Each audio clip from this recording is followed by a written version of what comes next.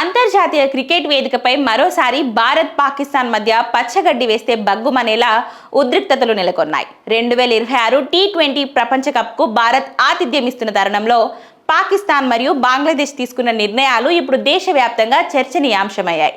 దీనిపై ఏఐఎంఐఎం అధినేత అసదుద్దీన్ ఓవైసీ తనదైన శైలిలో విరుచుకుపడ్డారు.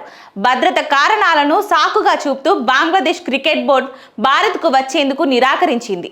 తమ మ్యాచ్లను శ్రీలంకకు మార్చాలని డిమాండ్ చేయగా ఐసీసీ అందుకు అంగీకరించకుండా బంగ్లాదేశ్ను టోర్నీ నుంచి తప్పించి వారి స్థానంలో స్కాట్లాండ్ను చేర్చింది. ఈ క్రమంలో బంగ్లాదేశ్కు మద్దతుగా పాకిస్తాన్ రంగంలోకి దిగింది. ఫిబ్రవరి 15న భారత్తో జరగాల్సిన హై ప్రొఫైల్ మ్యాచ్ను బహిష్కరిస్తున్నట్టు పాక్ ప్రధాని షహబాజ్ షరీఫ్ ప్రకటించారు. అయితే ఈ పరిణామాలపై అసదుద్దీన్ ఓవైసీ నిజామాబాద్లో జరిగిన ఓ బహిరంగ సభలో మాట్లాడుతూ తీవ్ర స్థాయిలో మండిపడ్డారు. భారత్ టీ20 ప్రపంచ కప్కు ఆతిథ్యం ఇస్తుంటే ఆ పనికిరాని పాకిస్తాన్ టీం భారత్తో ఆడబోమని చెప్తుంది. మనం వాళ్లతో అనాల్సింది ఒకటే, అసలు మీరు ఇక్కడికి ఎందుకు వచ్చారు? మీకు ఆడడం ఇష్టం లేకపోతే ఇక్కడి నుంచి వెళ్ళిపోండి. వాళ్ళు మనపై పెత్తనం చెలాయిస్తూ ఆడబోమని చెప్తుంటే మీరు మాత్రం నిశ్శబ్దంగా వింటున్నారు.